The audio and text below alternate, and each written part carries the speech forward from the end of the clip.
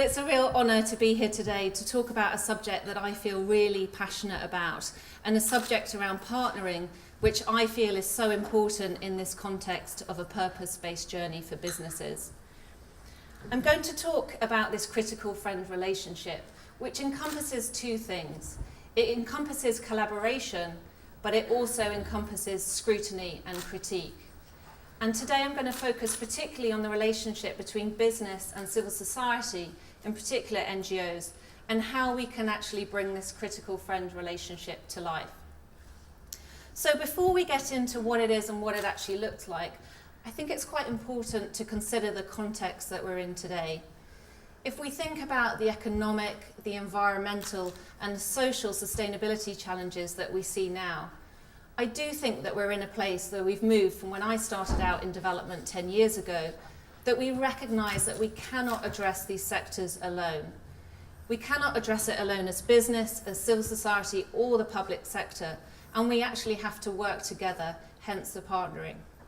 If I take education as just one very simple example, if we look at the economic case for investing in education, it isn't surprising that yes, it's important to civil society and governments, but it's also important to the private sector.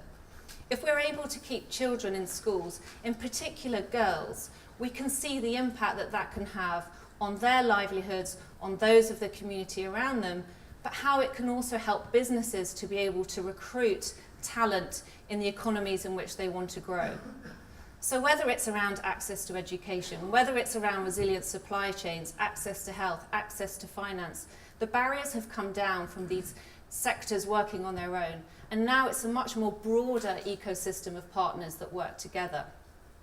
What this means as a result is we've seen this shift in the way that companies, whether they're large or small, work with civil society. Yes, we'll still see what we call the traditional kind of philanthropic relationship, this kind of donor-grantee relationship. And that can still be important for organisations that are needing financial resources.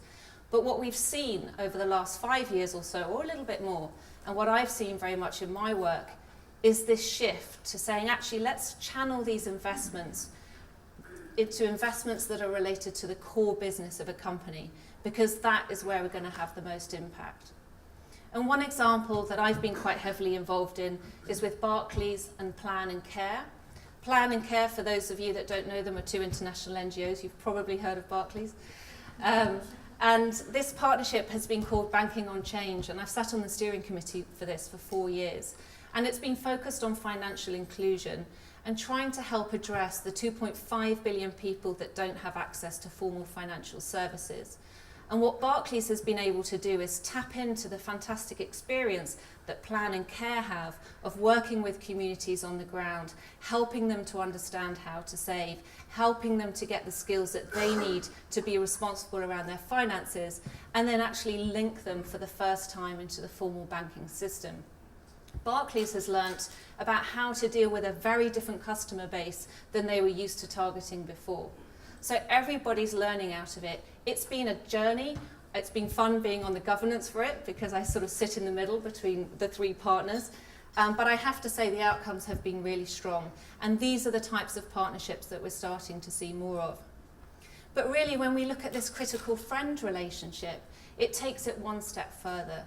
It's actually saying, let's collaborate, but let's also, as businesses, open ourselves up to an element of scrutiny and critique that these external partners can give us. And that's a very valuable role that civil society can play, and I think one that we should really embrace.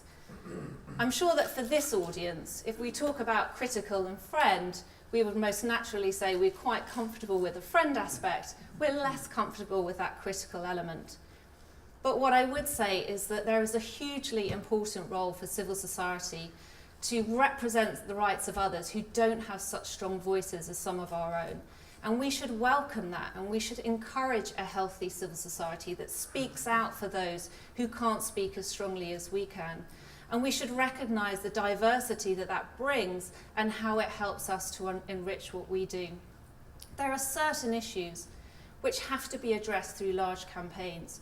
If you think about land rights, if you think about trade, some of these big systemic challenges, you will see civil society working with a whole range of stakeholders to try and affect change in these areas. And that's something that we will continue to see, and we should see, where you're really trying to shift a system.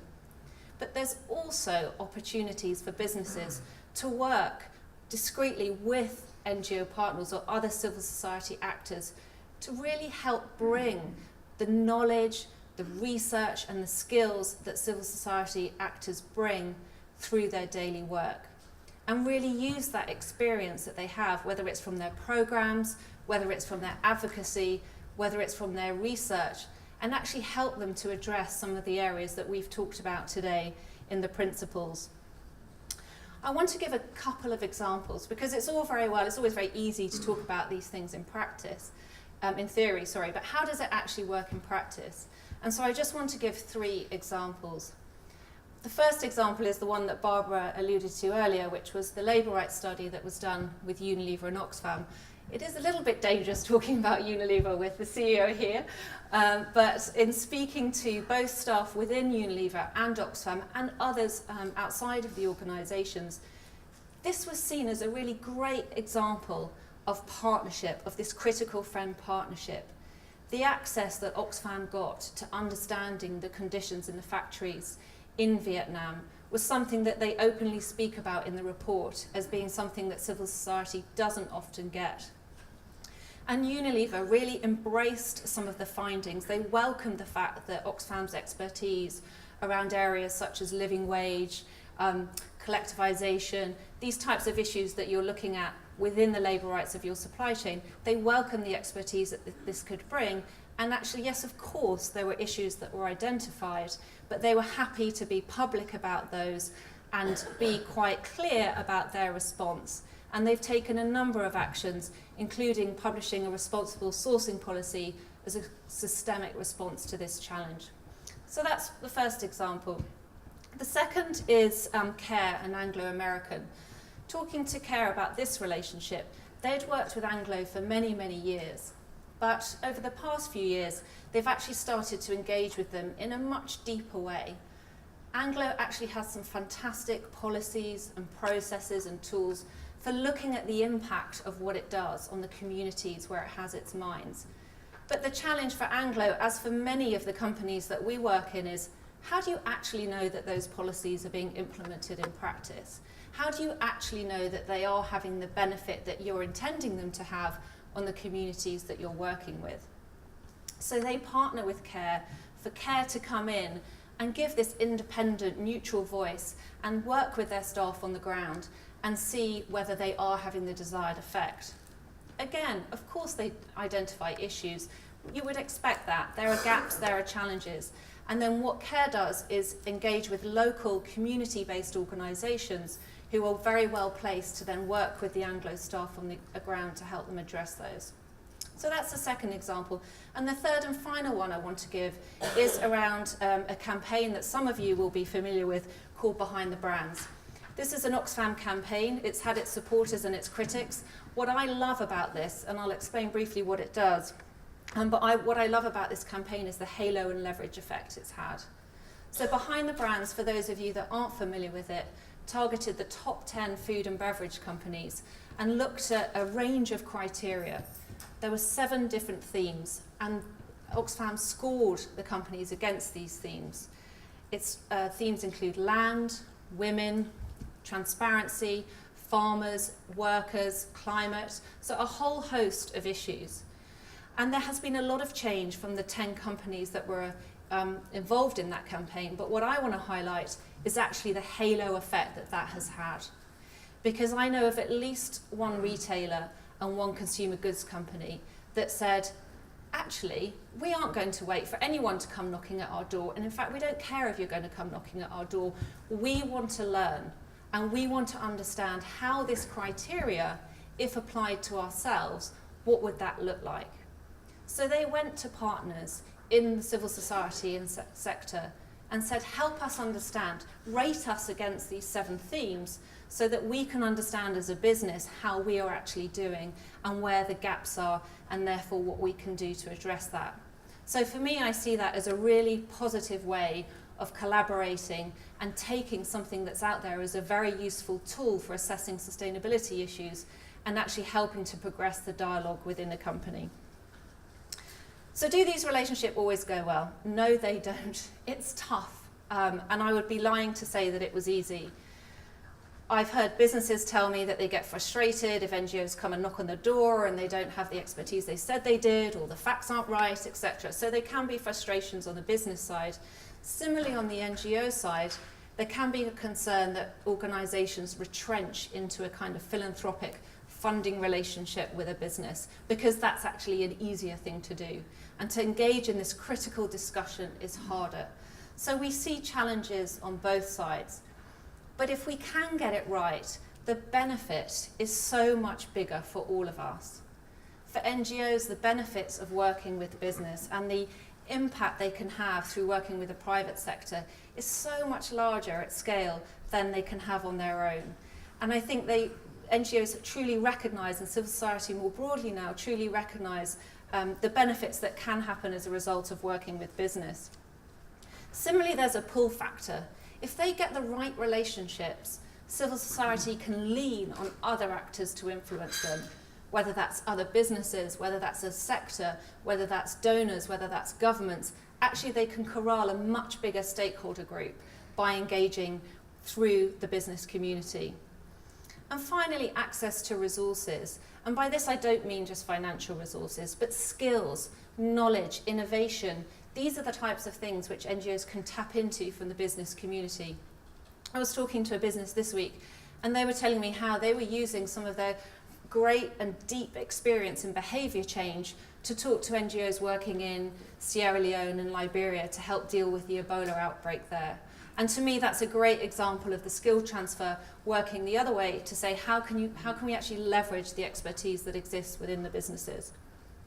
And what are the benefits to business? Well, this was fun. In preparation for today, I spoke to a number of NGOs, and thank you to those in the room who gave input, and also a number of businesses, and talking to them about, come on, how do you really feel about this? You know, criticism can be tough, scrutiny can be tough.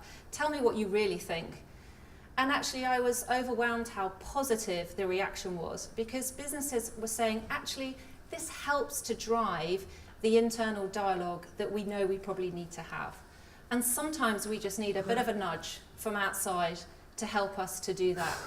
And this holds up the mirror to us as an organisation to help us really look at how our business is operating. And it kind of might open up a bit of a Pandora's box, but actually it's better that we know what's in there rather than ignoring it completely. Secondly, businesses really value the insights and the expertise that civil society can bring. Peter from Amnesty was talking about earlier today some of the frameworks that exist that the UN have developed. And there's real expertise in the non-profit sector, whichever part of the non-profit sector people sit in, around tools and frameworks, insights around child rights and what that means in your value chain, insights around climate, gender, etc. So there's a real opportunity for businesses to be able to tap into that expertise that they won't necessarily have in-house. And finally, it just actually serves to take business out of its own bubble and kind of open its eyes and look more broadly around and say, what is our impact in society? And let's actually talk to others about what that will be. So how do you make it work? Three key recommendations from me. Trust, transparency, which we've talked a lot about today, and the final one is tenacity. Trust, I do believe that there is a direct correlation between the level of trust and the ability to be critical. And if you're going to enter into this type of relationship, you have to invest the time to build trust with the organisations that you're working with. And a friend that is only critical will very quickly lose that trust. So it's important to get the balance right and build that trust up over time. We've talked a lot today about transparency. What was interesting was in this little survey I ran as input into today, and Barbara and I will be hosting an NGO working session on this topic in a few weeks' time where we'll go into more depth on it. But the single factor that came out the strongest that can stop these types of relationships working is lack of clarity around expectations and objectives. And it's so important to invest the time up front to actually say, what are we trying to get out of this? What are you trying to get out of it that's different to me? And that's fine, but let's be clear about that. And then also making sure that you check in on those objectives over time, because they can change. Tenacity. Well, the way that I look at these relationships is like any relationship. It's like a personal relationship with your husband or your wife or your kids or your pet. You love them most of the time, but there are times when you quite frankly want to throttle them. And that's just the way it is. I love my kids most of the time, but there are times where it gets a bit tense. And the important thing is to try and work through those times and communicate and be honest about where the challenges exist. When we look at some of the challenges, for example, silos in organisations, they exist both in business and within civil society organisations. So within business, you may have your brand-facing team saying something different to your external affairs, which may say something different to your supply chain team, and you have to try and get that alignment internally. Similarly, NGOs face a real challenge between the advocacy and the partnerships and fundraising, and they need to work together to make sure that they have a strong and coherent message and dialogue and position. So my advice to NGOs: engage with business, make sure you get your facts right. There are some circumstances where businesses feel that they don't value NGOs as much as they should do because they're not sure they really understand their industry. So take the time to understand the industry, and therefore, as a result, you will be very, very credible in what you're doing. Be prepared to engage and turn debate into action. I think it's so important that when issues are highlighted, that the partners then work to actually help organisations address those. Don't spring surprises on organisations that you're critical friends with. Yes, it's important to go public, but make sure you communicate and consult with the organisation before you do that, so they have a chance to understand what it is that you want to go public about, and if appropriate, to challenge on any of those areas and to respond. But finally, don't be afraid. If you're sitting in civil society, don't be afraid to go to businesses and say, we don't just want your money, we might want some of your money, but actually what we want is a more strategic dialogue with you about how we can actually work with you on your core business and advise you on very strategic issues which we think are going to have a real impact on people's lives. So what are my messages to businesses? Well, firstly, overall, it's please just engage. There is a wealth of expertise and knowledge, very professional, highly skilled people that exist in the civil society sector. And this is a resource that you should be tapping into to help you along with this purpose journey. Don't ask organisations to compromise their objectivity by working with you.